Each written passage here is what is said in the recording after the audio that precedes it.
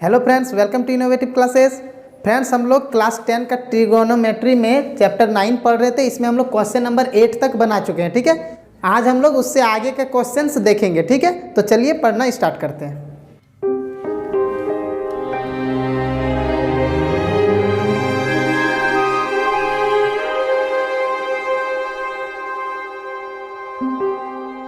तो देखिए friends, 9 number का क्वेश्चन में क्या है, the angle of elevation of the top of a building from the foot of a tower is 30 degree and the angle of elevation of the top of the tower from the foot of the building is 60 degree.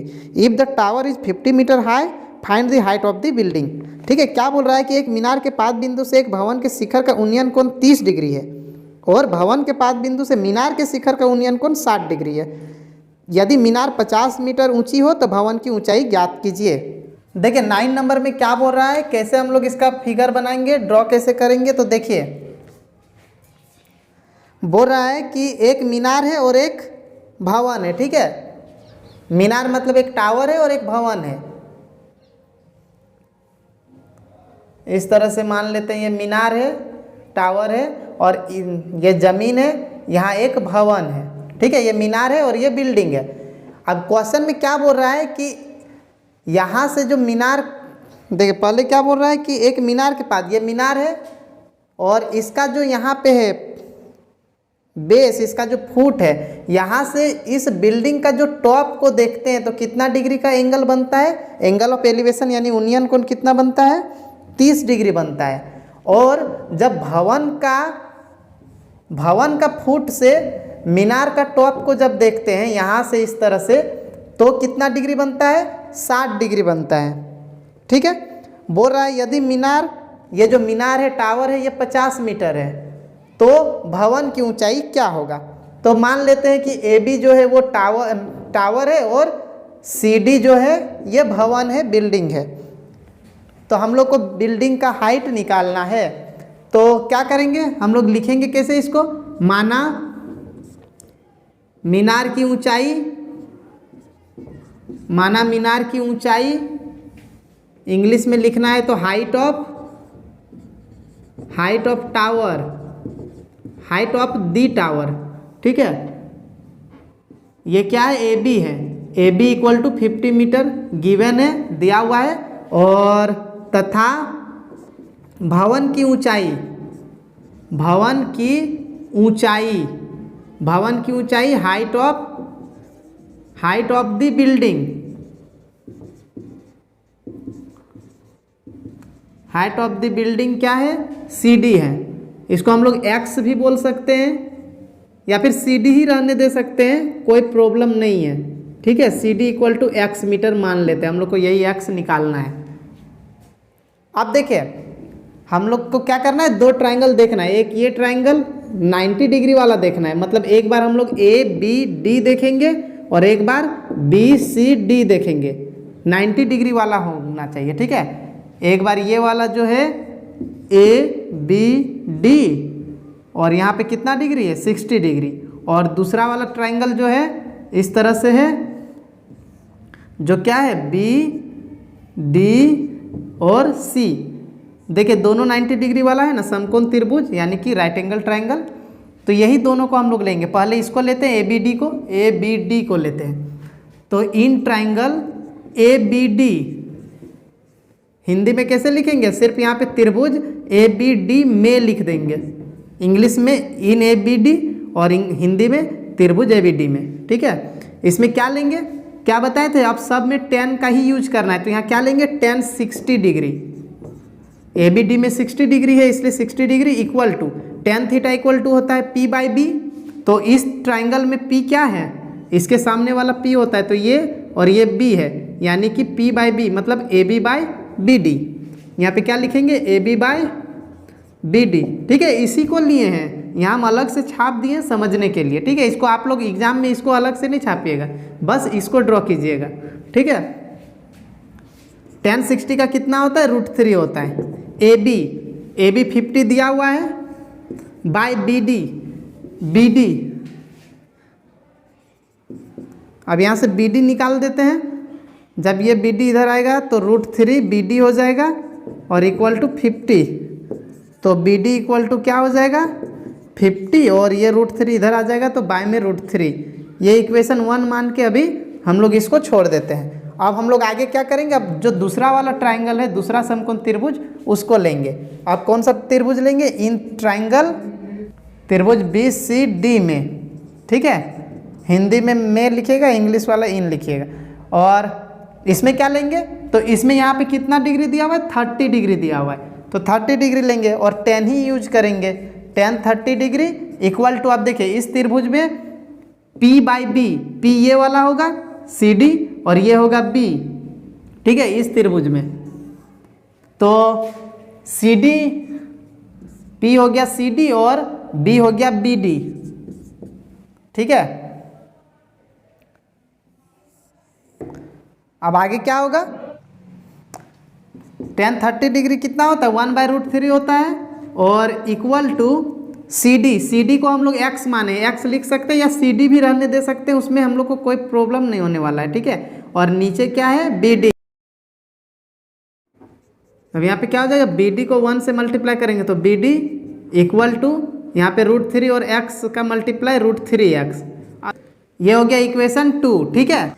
अब यहाँ पे देखिए समीकरण 2 और समीकरण 1, ये भी BD का मान है, ये भी BD है, ठीक है। BD इक्वल टू यहाँ भी आया, BD इक्वल टू यहाँ भी आया, इसका मतलब ये दोनों जो है आपस में इक्वल होगा। तो यहाँ पे क्या लिखेंगे, समीकरण 1 तथा 2 से, इंग्लिश में क्या लिखेंगे, फ्रॉम इक्वेशन 1 एंड 2। तो 1 और 2 से क्या होगा, ये जो √3x है, √3x इक्वल टू यहाँ पे क्या आया, 50/√3। अब देखिए यहाँ पे x इक्वल टू क्या हो जाएगा, 50/√, और ये जो √3 इधर आएगा, नीचे का √3 से मल्टीप्लाई हो जाएगा, √3 इंटू √3। तो यहाँ पे क्या हो जाएगा, 50/√3 और √3 का मल्टीप्लाई 3। तो यहाँ पे जब हम लोग डिवाइड कर देंगे तो कितना आ जाएगा आंसर, कितना हो जाएगा, देखिए 3 से जब 50 को डिवाइड करेंगे तो 16 बार में होगा 48, ठीक है। 16 बार में 48 आएगा, 2 बचेगा, तो ये 16 को लिखेंगे और ये 2 को इस तरह से लिख के बाय में यहाँ 3 जो है ये लिख देंगे, मतलब मिक्स फ्रैक्शन इसको बना देंगे, मिश्रित भिन्न में लिखेंगे। इसी तरह आंसर दिया हुआ है तो इसीलिए इसी तरह लिखेंगे, मीटर आंसर हो गया हम लोग का, ठीक है। इसको नोट कर लीजिए।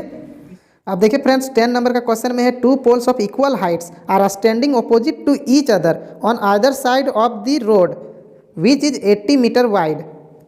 From a point between them on the road, the angles of elevation of the top of the poles are 60 and 30 degree respectively. Find the height of the poles and the distance of the point from the poles. ठीक है, क्या बोल रहा है कि एक 80 metre चौड़ी सड़क के दोनों ओर आमने सामने समान लंबाई वाले 2 खंभे लगे हैं। इन दोनों खंभों के बीच सड़क के एक बिंदु से खंभों के शिखर के उन्नयन कोण क्रमशः 60 डिग्री और 30 डिग्री है। खंभों की ऊंचाई और खंभे से बिंदु की दूरी ज्ञात कीजिए, ठीक है। 10 नंबर का क्वेश्चन कैसे बनाएंगे, तो देखिए बोल रहा है कि एक 80 मीटर ये रोड है, ठीक है, इस तरह से ये रोड गया हुआ है और रोड के दोनों किनारे में क्या लगा हुआ है, पोल लगा हुआ है, इस तरह से। इस साइड भी पोल लगा हुआ है, इस साइड भी एक पोल लगा हुआ है जो इक्वल हाइट का है, दोनों का हाइट जो है सेम है, ये जितना बड़ा है उतना बड़ा यहाँ पे है। अब क्या बोल रहा है कि रोड में बीच बीच में एक पॉइंट लेते हैं कहीं पे, और इस पॉइंट से इसका टॉप को भी देख रहे हैं और इस पोल का भी टॉप को देख रहे हैं। यहाँ से जब देखते हैं तो कितना डिग्री का बनता है, 60 डिग्री का उन्नयन कोण, यानी एंगल ऑफ एलिवेशन, और इसको देखने पर कितना बनता है, 30 डिग्री बनता है। तो क्या निकालना, ये दोनों पोल का हाइट, तो दोनों पोल का हाइट और साथ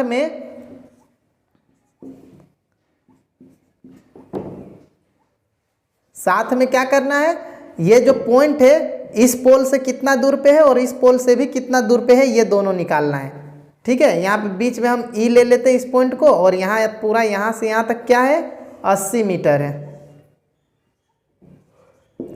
तो अब देखिए अगर ये 80 मीटर है, पूरा 80 मीटर है, ए को किसी को x ले लेते हैं, मान लेते हैं b से e कितना है, x मीटर है मान लेते हैं, तो ये वाला कितना हो जाएगा,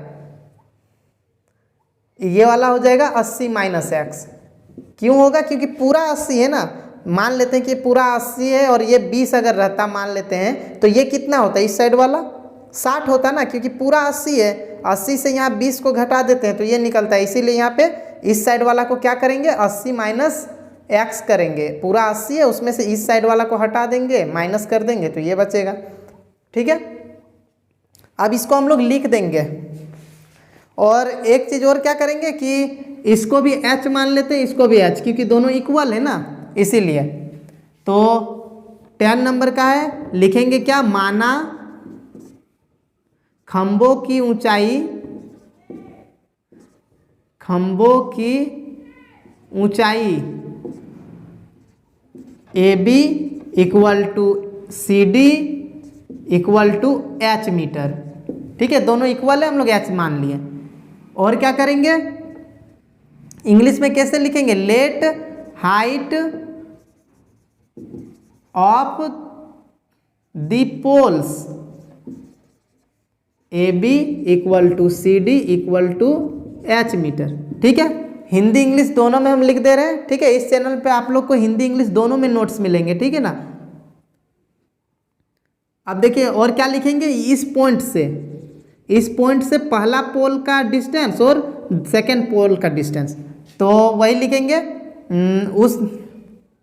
उस बिंदु से, या सिर्फ लिखते हैं बिंदु से पहले पोल की दूरी, पहले खंबे की दूरी हम लोग कितना माने हैं, BE है ना, BE equal to x metre मान लेते हैं। इंग्लिश में कैसे लिखेंगे, डिस्टेंस ऑफ द पॉइंट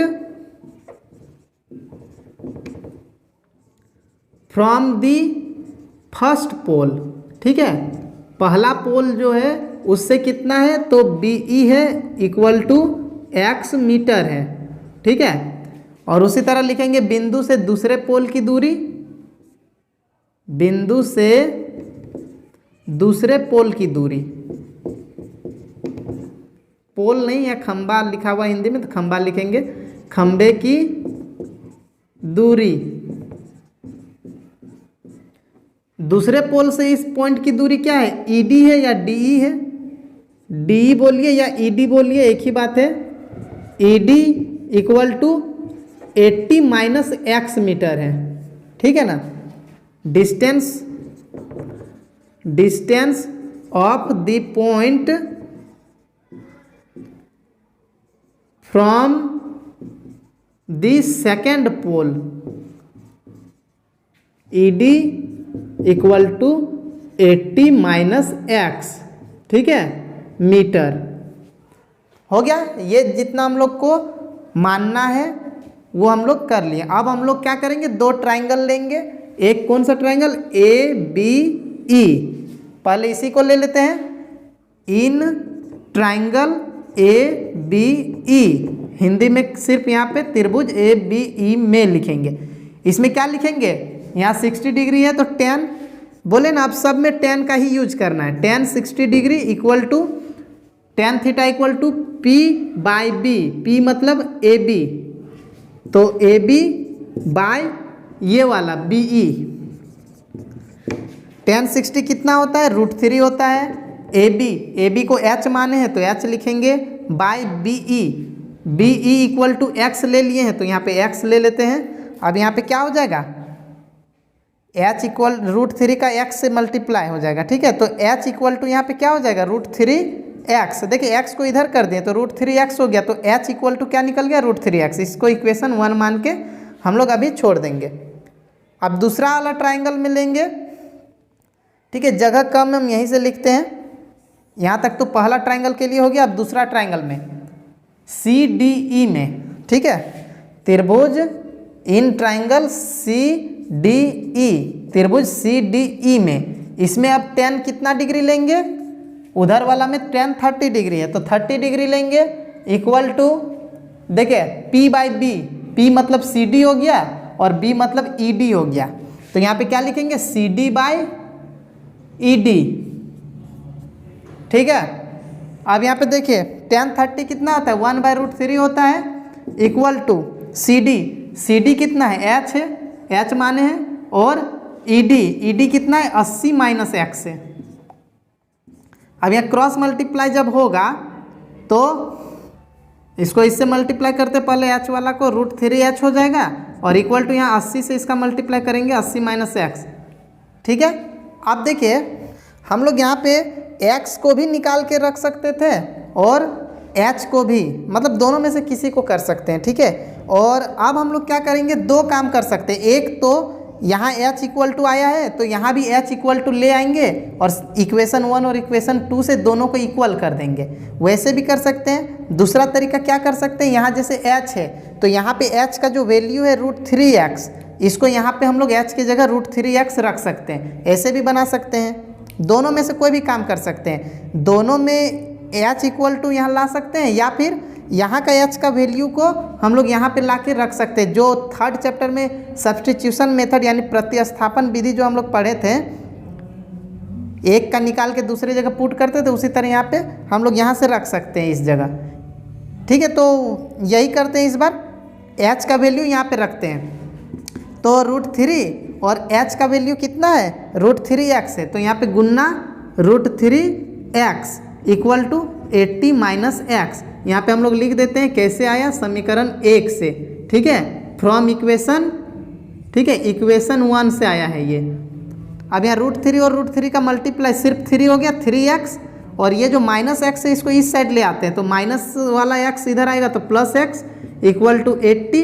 अब यहाँ पे हो गया 4x इक्वल टू 80 तो x इक्वल टू क्या हो जाएगा 80/4 तो कट के 20, यानी x इक्वल टू क्या हो गया 20 हो गया। अब देखिए x क्या है, इस पॉइंट से पहला पोल का डिस्टेंस है x, यानी ये हो गया 20 तो इधर वाला क्या होगा 80 माइनस 20 यानी 60। ठीक है, अब इसको आप लोग यहाँ पे नोट कर लीजिए। यहाँ पे समीकरण 1 लिखना, हम यहाँ पे इरेज कर दे रहे हैं। ठीक है, यहाँ पे इक्वेशन 1 लिखना है, समीकरण 1 लिखना है। अब इसके बाद इधर अब देखिए, अब हम लोग का सारा चीज़ पता चल जाएगा। हम लोग को क्या निकालना था, सबसे पहला पोल का हाइट। तो पोल का हाइट क्या होगा, खंबे की ऊंचाई या खंभों की ऊंचाई, दोनों सेम साइज का है। खंभों की ऊंचाई सीधे h equal to height of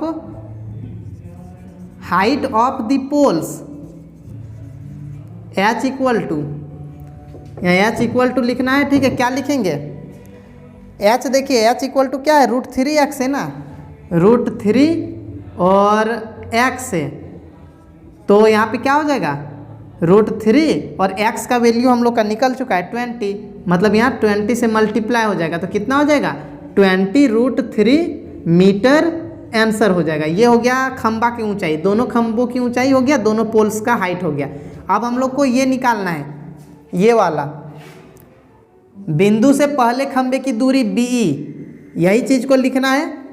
ठीक है, बिंदु से पहले खंबे की दूरी, बिंदु से पहले खंबे की दूरी, पहले खंबे की दूरी जो क्या है x है और x इक्वल टू 20 निकल चुका है तो 20 मीटर ये हो गया।